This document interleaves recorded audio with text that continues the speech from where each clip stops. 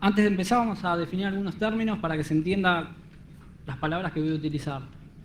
Host es la máquina que ejecuta la máquina virtual, ¿sí? Cuando levantan un VMware, lo que pasa, o sea, tienen una máquina guest, que es la máquina virtual, y la de afuera, la que contiene a guest, se llama host. El proceso en VMware que ejecuta la máquina virtual es el vmware-mx.exe, que utiliza los mismos permisos que el usuario que lo haya ejecutado. Igual vean que puse 3 signos de interrogación, lo cual hoy en día no es tan cierto. Ese proceso lo usan VMware Player, Workstation, Server, etc. La charla en general es de máquinas virtuales, pero está más orientada a VMware, que es como la más común. Un posible escenario de un ataque sería: desde un exploit se entra a una máquina física, y si hay una máquina virtual corriendo, con un inyector de código nos metemos dentro del guest, ¿sí? Vean las aclaraciones host y guest. Otro posible escenario, que hoy en día es común, donde se ejecutan varias máquinas virtuales al mismo tiempo en una máquina física, podría ser escapándose con un exploit de una máquina virtual. Dos ejemplos de últimos exploits, de shared folders y otro de BMCI, y usando el inyector meterme dentro de las otras dos máquinas. Bien, ¿cómo hago para leer memoria desde el host al guest? Bueno, simple, usando la función read process memory, está en la MSDN, se lo pueden ver, con un par de, previamente hay que abrir el proceso, ¿no? Pero dejando eso de lado, como argumento se le pasa el handle de proceso, la dirección de memoria que quiero leer del proceso, el buffer donde voy a guardar mi data y la longitud, y esa es la cantidad de bytes leídos. Simplemente con eso puedo leer cualquier proceso, inclusive el de VMware. En caso de Linux tenemos el ejemplo, bueno, ptrace, que es universal, si la conocen saben, donde se usa el request, el tipo de operación que quiero hacer, process ID, la dirección y data, bueno, punto de la data. Un ejemplo de leer la dirección 30fd0000 sería de este estilo, llamado ptrace pick data. Eso causa el mismo efecto que lo que vieron recién con write process memory. En el caso de Mac OS X, el target task es el port abierto, es una operación parecida a la de abrir un proceso en Windows. La dirección, el size, a dónde va a parar la data y la cantidad de datos leídos. Son todos similares dentro de sistemas distintos. Bien, ¿cuál es la idea entonces? Ahora lo que voy a hacer es, voy a escribir algo dentro de la máquina virtual y voy a utilizar dos toolcitas, ppater.exe y pread, para mostrarles que lo que se escribe adentro se puede leer desde afuera. Entonces, voy a abrir un notepad.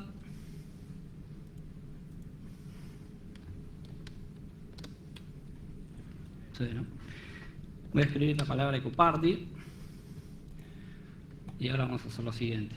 Bueno, ppater acepta dos parámetros, que es el process ID y el patrón de datos a buscar. Entonces lo que voy a hacer es buscar la palabra ecoparty en la máquina virtual. Vean que el proceso VMware está acá, 3004. Entonces, vamos a 3004 y me voy a copiar el patrón porque están en formato Unicode, por lo tanto es medio engorroso escribirlo. Bueno, ahí acabamos de ver que aparece, leyendo la memoria de VMware, apareció la palabra ecoparty, bueno, no se ve acá, ¿no? Pero 5 veces. Entonces, para que vean que esto no es trucho, ahora vamos a cambiar la palabra party. Y cambio la E, hago lo mismo acá. Y deberían aparecer en debería reflejar y tal vez en la misma dirección donde estaba el otro. Bueno. Ven, por ejemplo, esta es igual a esta y esta es igual a esta. O sea, está en el mismo buffer de memoria. Yo lo que puedo hacer es leer el buffer donde está escrito la palabra ecoparty. Bien. Siguiendo con esto, lo mismo para escribir memoria. Para escribir memoria existe la función en Windows, write process memory, donde es igual que la read process memory. Handle el proceso, dirección, buffer, la longitud y la cantidad de bytes escritos. En Linux tenemos lo mismo, ptrace es universal, por lo tanto un ejemplo de llamado sería ptrace, pocket data, bit, dirección, un valor. Porque ptrace escribe the words, no toma como un buffer como origen. En el caso de Mac OS X es con vmwrite, el por abierto, dirección data y la cantidad de datos leídos. Bien. Análogamente a la función read process memory, con read process memory puedo escribir memoria del proceso. Voy a hacer un ejemplito. Por ejemplo, si leemos la dirección donde están las variables de entorno del VMware, del proceso VMware, vamos a hacer 56. Ahí es donde están las variables de entorno del proceso VMware. Voy a escribir esta zona de memoria porque yo sé que no se va a romper nada y quiero que se ejemplifique lo que quiero mostrar. Pero podría escribir cualquier otra parte del proceso, da igual. Entonces, para array.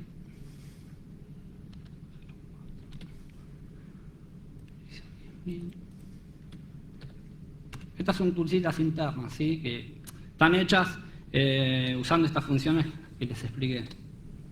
Ahora, si ven de vuelta, hay un CC donde escribe acá. Si no se llegó a ver, esto que escribe acá, en la dirección 10.000, es lo que está acá en la dirección 10.000. Bien, ahora, detección de código. Puedo leer memoria, puedo escribir memoria. Si puedo leer memoria, puedo detectar código, puedo detectar procesos, puedo detectar claves, puedo detectar lo que quiera. Es básicamente como leer la memoria física de la máquina. Entonces, ¿cómo podría ser para detectar un proceso? Explorer.exe, service.exe. Bueno, busco un patrón de instrucciones de la función y el programa que quiero ubicar. Si encuentro alguna dirección, puede ser que haya ubicado el programa. Digo puede ser porque a veces hay falsos positivos. Hay más de una vez se encuentran patrones y no son todos confiables, pero sí siempre hay uno que es confiable y más adelante se los voy a decir por qué. Ahora voy a usar el bpattern para ubicar. Les voy a mostrar previamente. Voy a atacar al cal.exe dentro de VMware. Les voy a mostrar que hay una función que cada vez que se aprieta una tecla pasa por esa función.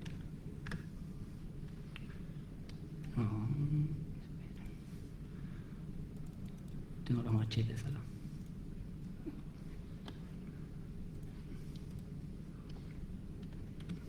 Acá estoy dentro de VMware, ¿sí? Me ataché a la calculadora. Fíjense que cada vez que aprieto una tecla, salta un breakpoint. Porque esa función, esa dirección de memoria atenderá a la pulsada de la tecla. La verdad no sé lo que hace, pero sé que salta ahí. Entonces yo le doy que continúe, siga. ¿Sí? Entonces lo que voy a hacer es, voy a deshabilitar los breakpoints que puse desde adentro y voy a buscar el patrón de esta función desde afuera.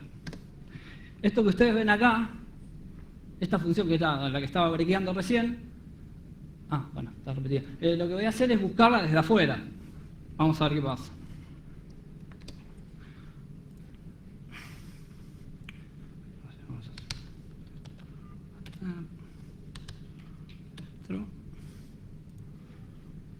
El patrón es este, sí. No esperen que lo explico.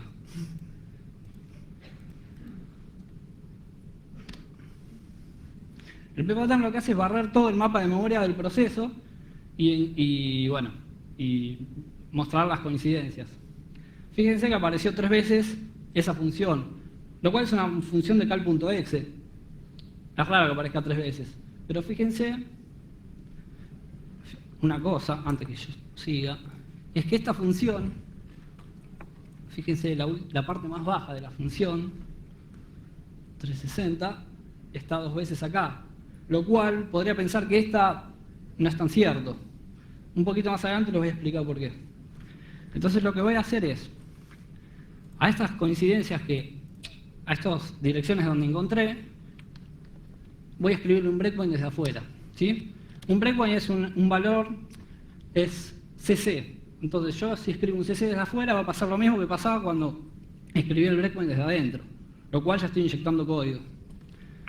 Entonces, 4, uso esta dirección.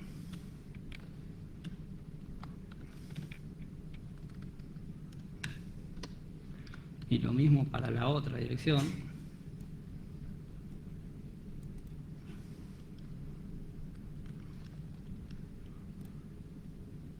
Listo. Fíjense, está el debugger. En la lista de breakpoint del debugger no hay nada. Pero sin embargo, si yo aprieto una tecla, salta un CC. Eso quiere decir que le inyecté código desde afuera. Inyecté un breakpoint para que se vea que inyecté algo, ¿no? Entonces ya, si podemos inyectar un breakpoint, podemos inyectar cualquier cosa. Al fin y al cabo es código. Bueno, entonces lo que voy a hacer es restaurar, les voy a poner el 55 que tenían antes, que viene de acá. Así, queda limpito.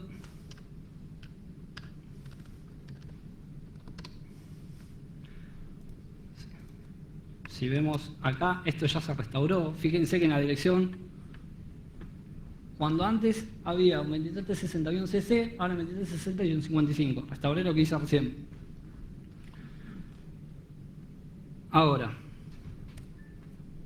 vamos a inyectarle un poquito más de código. Si podemos hacer eso, vamos a buscar el patrón por las dudas de vuelta.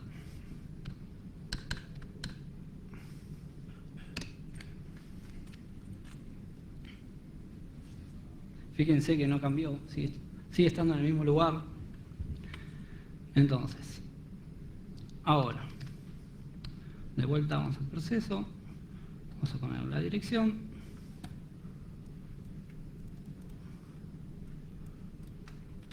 Y vamos a inyectarle un poquito más de código que un CC. Vamos a inyectarle todo esto.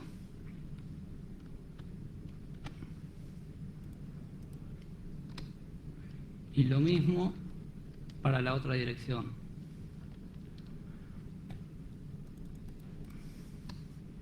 Bueno, fíjense lo que va a pasar ahora. Vieron que antes saltaba un breakpoint, ¿sí? Lo único que hacía es saltar un breakpoint, yo lo restauré y sigo. Ahora yo aprieto una tecla y me abre un notepad. Por tanto, ese shellcode que vieron recién,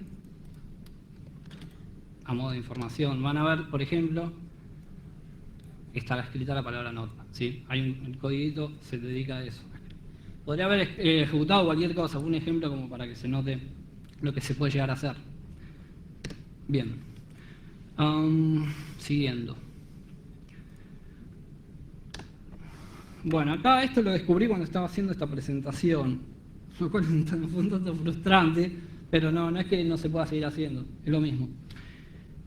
En algún punto de la línea de tiempo entre VMware y Workstation 5.5.0 y Workstation 6.03 dijeron, o sea, con un usuario común sin privilegio, bueno, yo puedo leer y escribir la memoria sin problemas, lo mismo que hice recién. En algún punto dijeron, che, eso no está bueno, no se puede hacer, no debería poder hacerse.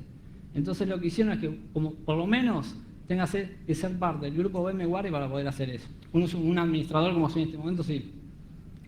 En el caso de Virtual PC, por ejemplo, o VirtualBox, no te dejaba escribir directamente la memoria. Había que hacer un truquito como inyectarle un thread y que el thread escribiera desde adentro. O sea que estaba como contemplado en VMware y todavía no, hasta que hicieron esto.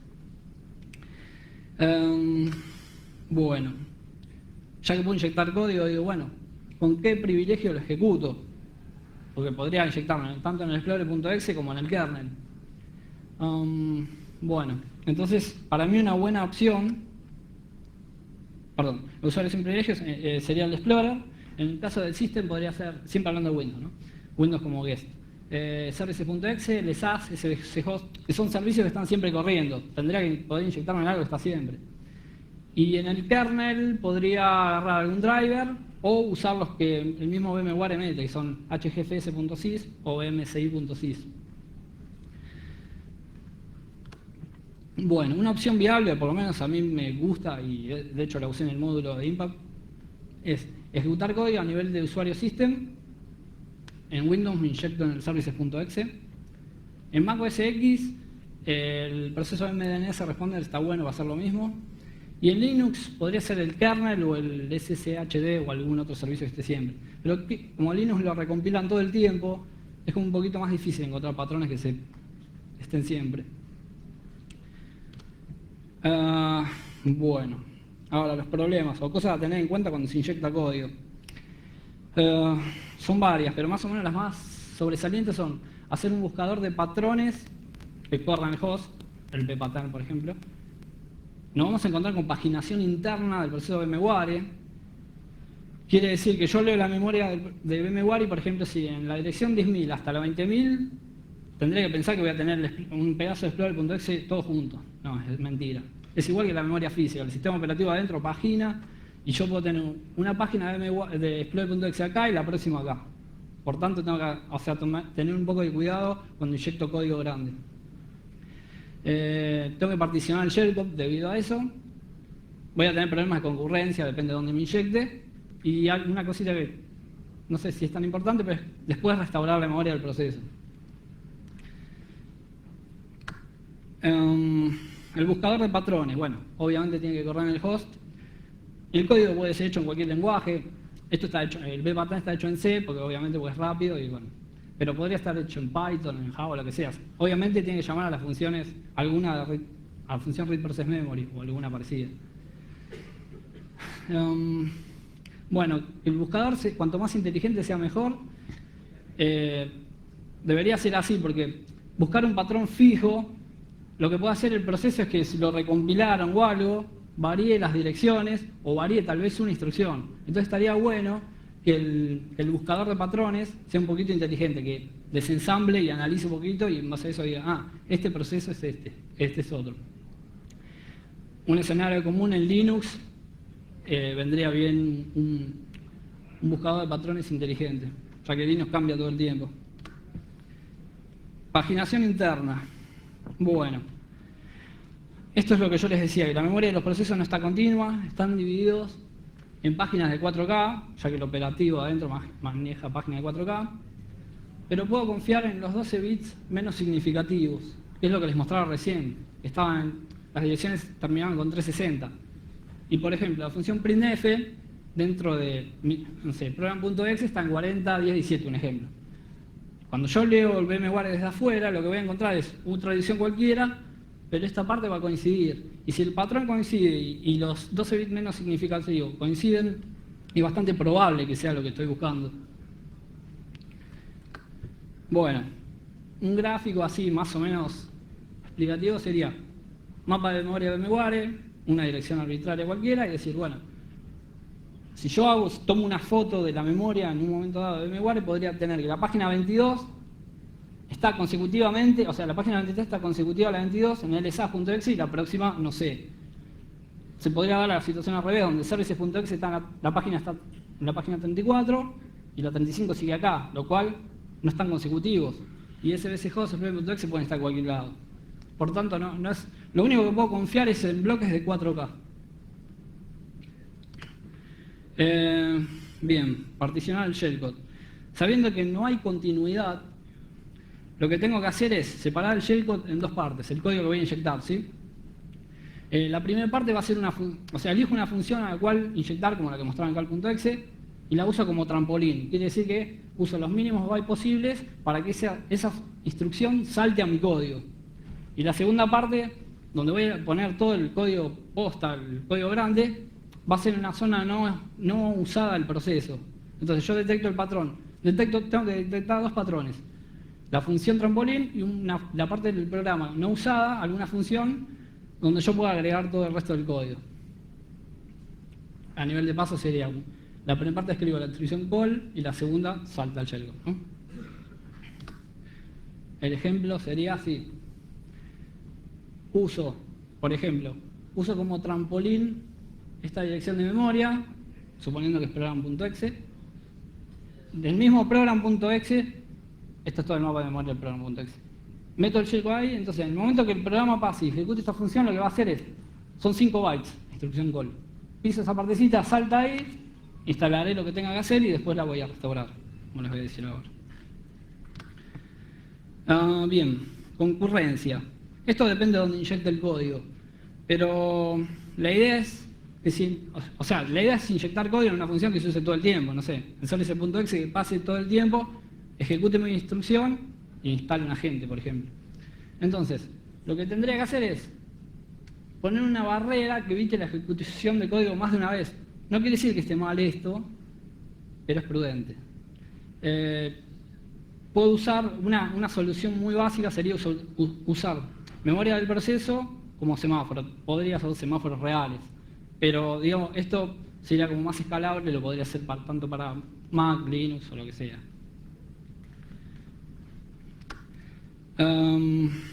Escribir y restaurar memoria.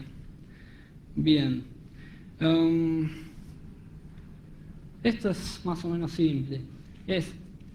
Primero escribo lo que tengo que hacer es, primero escribo aquello, dicho en palabras criollas, primero escribo aquello, después escribo esto. Una vez que logré ejecutar mi código, la forma de restaurarlo es, restauro esto, vuelvo a poner, obviamente hice un backup de la memoria que leí acá y allá, reemplazo esto por la memoria original y allá vuelvo a poner la memoria original. Entonces me queda el proceso intacto, nada se rompe y ya tengo código corriendo dentro. Bien. Ahora, esta es una buena pregunta. ¿Dónde funciona esto? Yo la verdad donde lo probé funciona en todos lados. Salvo en algunas cosas, por ejemplo, bueno, como les explicaba antes, VMware, Play o Station Server, todo, usando Write Process Memory se puede o se podía. En VirtualPC, igual que VirtualBox, lo que tengo que hacer es crear un thread, porque sí me deja hacer eso. Creo un thread y el mismo thread desde adentro le escribo la memoria, usando tal vez Write Process Memory también. Y en Bosch, un ejemplo de máquinas emuladas, no debería haber ningún tipo de protección, debería poder escribir donde yo quiera, usando los mismos principios que para esto. Bien. Ahora voy a hacer una demo con Impact. Van a ver que se instala un agente en realidad, pero es todo lo que hablé más o menos está reflejado ahí. Voy a inyectar un agente del Impact del host al guest, operativo host, el que estaban viendo, Windows XP, Windows 1000 SP4 es el guest. Me voy a inyectar en services.exe y voy a usar la función trampolín ropen sc manager.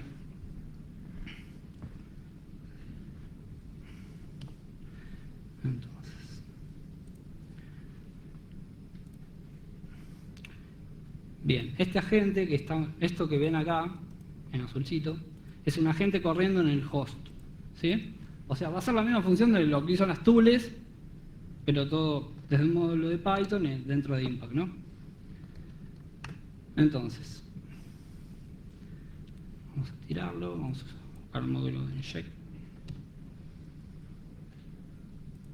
¿Alguna pregunta hasta ahora? Ok.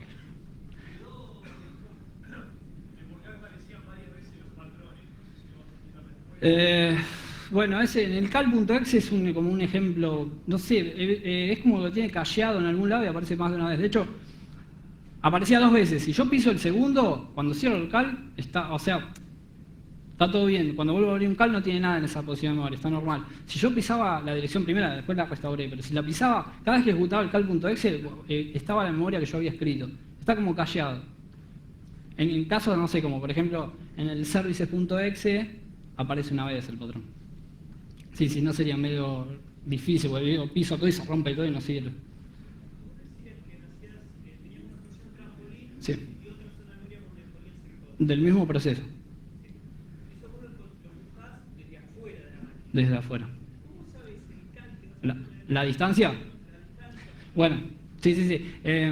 Obviamente yo busco con patrones hardcodeados y yo sé la dirección porque ya analicé el binario y sé la distancia que hay entre uno y otro. Si ven desde afuera, pueden estar acá o acá pegaditos, desde adentro sé la distancia. Entonces cuando se ejecuta un call, se ejecuta adentro. Bueno. Vamos a ver. Se lo tiro a la gente que está corriendo en el host. Lo que hace es empezar a buscar en una lista de sistemas operativos. Bueno, muy rápido. Ahí está un agente. Fíjense que lo que fue haciendo es iterando en una lista, en este caso eran dos, porque era el segundo. Primero se fijó si era un XP-SP2. ¿Cómo sabe que hay un XP-SP2 corriendo adentro? Bueno, porque busca el service.exe para XP-SP2. Si no lo encuentra, dice, acá no está.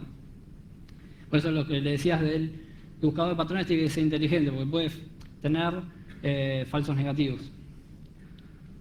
Bien, y si vemos acá, el agente que instaló está corriendo dentro de la máquina virtual.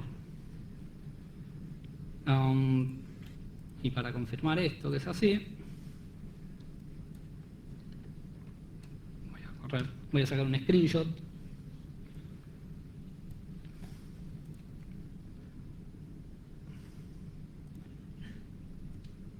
Ven que el screenshot que tomó es de la máquina virtual.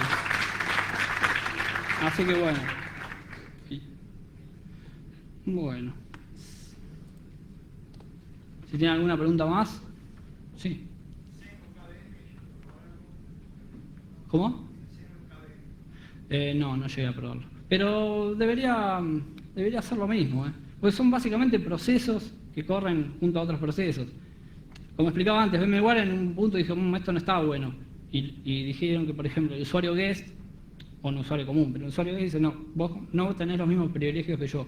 Sin embargo, cuando ves a qué usuario pertenece VMware, en el guest está como guest. Bueno, yo estuve debugueando un poco el VMware X, VMware.exe, que es el que levanta VMware-MX, que es la máquina virtual, y si vos estás con un usuario como administrador, por ejemplo, llama a la función createProcess, lo cual vos mismo lo podrías hacer.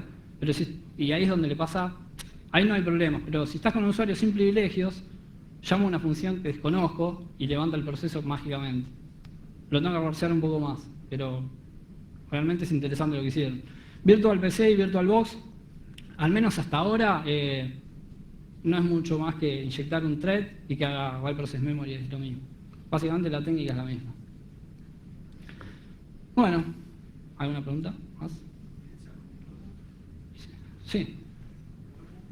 QEMU no, es una de las pruebas que me faltó hacer, pero también debería ser igual, porque QEMU de hecho es emulado, y salvo, tal vez no respete la paginación que explicaba, tal vez no esté alineado a 4K, pero debería ser igual, no creo que haya problemas con eso. Sí. ¿Cómo?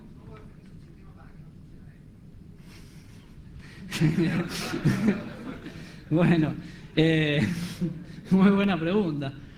En realidad tendrías que básicamente hacer que... Porque atrás de esto hay un driver, sí, VMware tiene un driver, VirtualBox tiene un driver. Meter mano en el kernel y decir, bueno, esto no se puede hacer. Pero estás básicamente saliéndote de las normas generales del sistema operativo. Porque ellos lo que quisieron hacer, al menos lo pensaron así, dijeron, bueno, este proceso, cal.exe es igual a VMware-MX. No hay forma de protegerse. Esto es como una especie de nuevo vector de ataque. Básicamente antes no pasaba porque no había máquinas virtuales, una máquina física corriendo varias máquinas virtuales. Ahora sí. Si se te meten en una máquina física que tiene varias máquinas virtuales corriendo en un server de producción y está frito. Porque así como puedo inyectar código, puedo robar datos también. ¿Cómo? ¿Alguna pregunta más? Sí.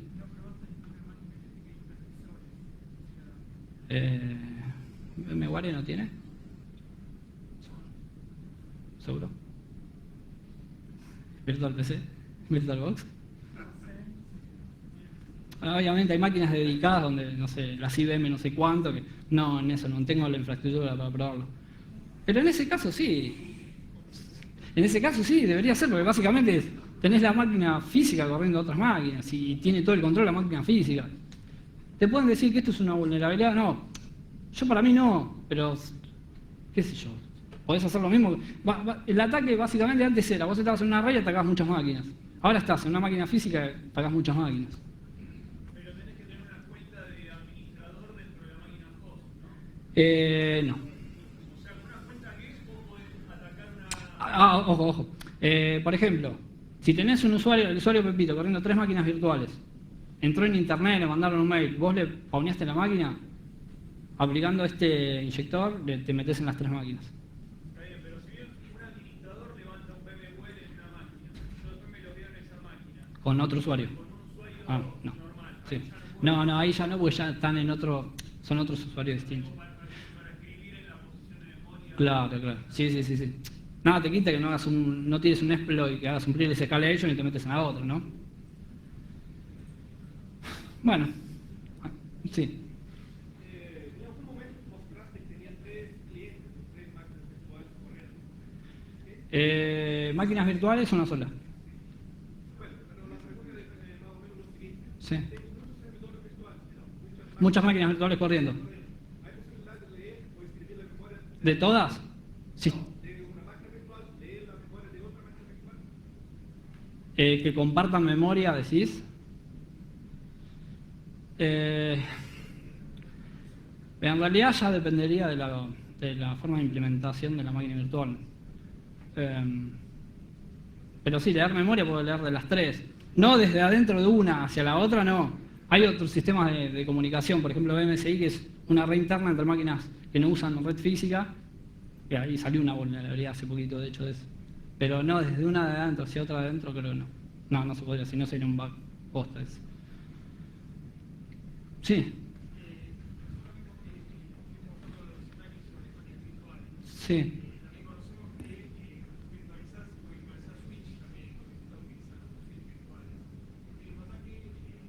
Ah. Sí. Sí, habría que entender los switches virtuales, la arquitectura interna, qué código ejecutan, reversionar un poquito, sí, tranquilamente. Básicamente eso no hay límites en lo que se puede hacer. VMware fue precavido y se dijeron, no, esto no está bueno. Bueno, ¿alguna más? Ok. Bueno, listo.